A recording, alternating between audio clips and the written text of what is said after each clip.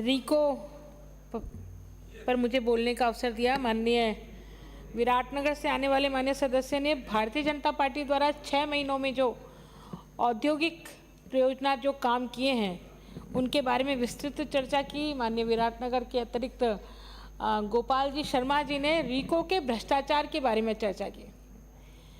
रीको ने अभी तक, जब से रीको बना है तब से लेकर के आज तक, माननीय मंत्री महोदय, 4354.88 एकड़ भूमि का तो अधिग्रहण किया है और 1016.30 एकड़ भूमि उसने विकसित करके दी है। इसके अगेंस्ट रीको के बनने से लेकर के अब तक की। तो यदि रीको की ये प्रोग्रेस हम देखें तो हमें आइडिया लग जाएगा कि रीको कितनी धीमी गति से काम करता है। लेकिन व्यक्ति को जब पेट में भूख लगती है तो उसको इतनी धीमी गति से भोजन देंगे तो उसका पेट नहीं भरेगा, ना वो संतुष्टि मिलेगी। रीको का मेन उद्देश्य था कि उद्योगों की ओर राजस्थान को आगे लेकर के जाएं और औद्योगिकरण से हमारे नागरिकों को, राजस्थान के लोगों को रोजगार मिले और रोजगार लेकर के वो अपनी रोजी रोटी कमा करके अपने परिवार का जीवन यापन कर सकें। पर इस तरह से जब रीको चलता है तो हमें समझ पड़ता है कि किस तरह से रीको की कार्यप्रणाली है। दूसरी तरफ जो भ्रष्टाचार की बात की है, रीको के बहुत कुछ पिछड़ने का कारण रीको की योजनाओं को समय पर पूरा नहीं होने के कारण रीको का भ्रष्टाचार भी है। इसलिए मैं आपसे निवेदन करना चाहूँगी इस बाबत कि उद्योग मंत्री के नाते से तो रीको पर अधिकार होता है, लेकिन जितने भी प्राइवेट कंपनियां रीको की बनी हुई हैं और रीको के अंदर जो इंडस्ट्रियल एरिया के लिए हमारा वेस्टर्न फ्रेट कॉरिडोर के अंदर जो कंपनियां बनी हैं, उन कंपनियों में टोटली, चाहे डायरेक्टर्स हो चाहे उसका वित्तीय प्रबंधक भी किसी प्राइवेट कंपनी से किया जाता है।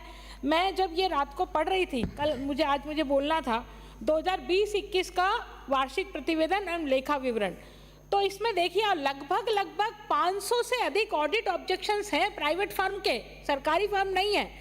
प्राइवेट फर्म से जो ऑडिट ऑब्जेक्शन करवाए, लगभग 500 के लगभग ऑडिट ऑब्जेक्शन उन्होंने किए हैं कि किस तरह से अधिकारियों ने घपलेबाजी की है और किस तरह से, यदि इस ऑडिट रिपोर्ट के आधार पर ही हम अधिकारियों से पूछ लें तो शायद हमारी स्पीड बढ़ सकती है और हम लोगों को रोजगार दे सकते हैं।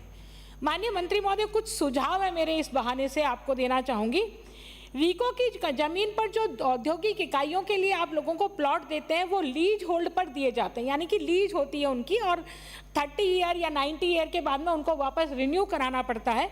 लेकिन हम ये बहुत अच्छे से जानते हैं कि व्यापारिक वणिक वर्ग, व्यापारी वर्ग में भी बच्चे व्यापार करते हैं और लगातार उनमें व्यापार बना रहता है। तो मेरा ये निवेदन है कि वो एक तो रोजगार दे रहे हैं, लोगों को रोजी रोटी दे रहे हैं, तो ऐसी स्थिति में उनको लीज होल्ड की बजाय उनको फ्री होल्ड किया जाना चाहिए।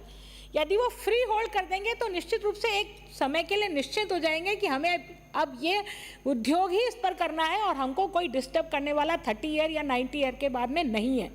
इसके अतिरिक्त मैंने सभापति महोदय, आपके माध्यम से माननीय मंत्री महोदय को बताना चाहूँगी कि रीको में पहले आओ पहले पाओ की स्कीम है। ये पहले आओ पहले पाओ की स्कीम में बहुत बड़ा भ्रष्टाचार होता है। 85% पहले आओ पहले पाओ। यदि हमें रोजगार बढ़ाना है, लोगों को रोजगार देना है, राजस्थान में औद्योगिकीकरण को लाना है, तो 15% जो आपका पहले पाओ की स्कीम पर होता है उसको आपको 85% करना चाहिए और 15% आपको ऑक्शन करना चाहिए। क्योंकि कोई भी उद्यमी ऑक्शन में जब प्लॉट लेने जाता है तो करोड़ों रुपया उसको सिर्फ प्लॉट के लिए ही खर्च करना पड़ता है, बाकी का इन्वेस्टमेंट तो वो कहाँ से करेगा ये पता नहीं। तो एक साधारण प्रकार का व्यक्ति यदि चाहे कि मैं उद्यमी बनूं, मैं इंडस्ट्री चलाऊं, तो उसकी हिम्मत ही नहीं होती है बिना पूंजी के कि वो कैसे करे। इसके अतिरिक्त माननीय सभापति महोदय, माननीय मंत्री महोदय का ध्यान इस और भी आकर्षित करना चाहूँगी कि जो भी व्यक्ति इंडस्ट्री डालना चाहता है, रीको में भी यही हालात है। रीको का प्लॉट लेने के बावजूद भी उसको लगभग 46 से 47 डिपार्टमेंट ऐसे होते हैं जिनके यहाँ एनओसी लेने जाना होता है।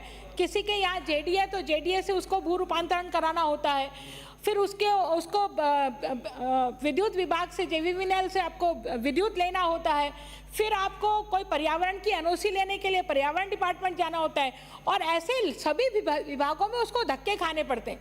और रीको जो है अपना प्लॉट देने के बावजूद भी उस उद्यमी की किसी प्रकार से मदद करने को तैयार नहीं है कि मैंने आपको प्लॉट दिया इंडस्ट्री डालने के लिए तो मैं मदद करूं आपकी कि भाई आपको कैसे ये इंडस्ट्री यहाँ डाल सकते हैं। तो ऐसी स्थिति में रीको इसमें आगे बढ़ करके पहल करे और पहल करके रीको सारे विभागों से एनओसी ला के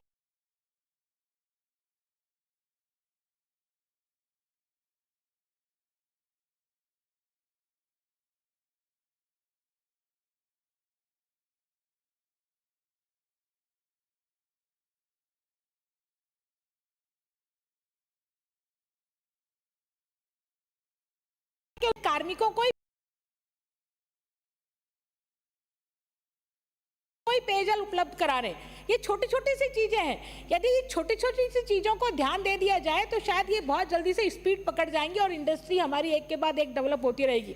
मुझे ध्यान है 2003 से 8 के बीच में जब मैं पहली बार एमएलए बन के आई थी तो वसुंधरा जी ने यहाँ महिंद्रा सेज लेकर के आई थी और आज यदि उस महिंद्रा सेज की मैं बात करूं तो मुझे लगता है कि उनकी कितनी दूरगामी सोच थी, कितनी अच्छे दृष्टि से उन्होंने देखा था और आज वो सेज पूरी तरह से विकसित होने जा रहा है और वहाँ पर किस किस तरह से लोग आ रहे हैं और अपना व्यवसाय कर रहे हैं। आईटी हब वहाँ बनने को तैयार हो गया और लोग वहाँ कितने रोजगार ले पाते हैं। तो इसलिए मैं कहूँगी कि जो पानी की रेट है वो कॉमर्शियल नहीं लेकर के आप उससे डोमेस्टिक लें तो उनको सुविधा होगी और उनको दिक्कत किसी प्रकार की नहीं आएगी। इसके अतिरिक्त माननीय सभापति महोदय, इंडस्ट्रीज़ में बहुत प्रकार की इंडस्ट्रीज़ होती हैं, वो सारी इंडस्ट्रीज़ में कचरा भी निकलता है, उनका डंपिंग यार्ड की भी ज़रूरत होती है कि डंपिंग यार्ड भी हो ताकि वहाँ का कचरा, फैक्ट्री का जो निकला हुआ कचरा है वो वहाँ डल जाए और डोमेस्टिक कचरा भी वहाँ डल जाए। मेरा निवेदन है, क्योंकि नगर निगम वहाँ कई तरह के शुल्क थोपती है उन उद्यमियों के ऊपर, तो क्यों ना रीको स्वयं ये बाहर अपने ऊपर उठाए। जिस तरह से जयपुर में रीको उठा रही है उस तरह से पूरे राजस्थान में जहाँ जहाँ रीको के पूरे इंडस्ट्रियल एरिया है उन इंडस्ट्रियल एरिया में रीको की ही गाड़ी जाए, ट्रेसिंग ग्राउंड पर वही कचरा डाल करके आए और वही उनसे शुल्क ले। तो रीको अगर से बार बार ये खुद स्वयं ये काम को करेगी तो उद्यमियों की परेशानी को वो समझ सकती है और उसका समाधान वो कर सकती है। माननीय सभापति महोदय, आपके माध्यम से हमारे मंत्री महोदय को बताना चाहूँगी कि बहुत सारी फील्ड्स हैं। मैं हमारे अजमेर की बात करती हूँ, मेरे अजमेर में मुड्डा और मुड्डी बनाने वाले व्यापारी हैं।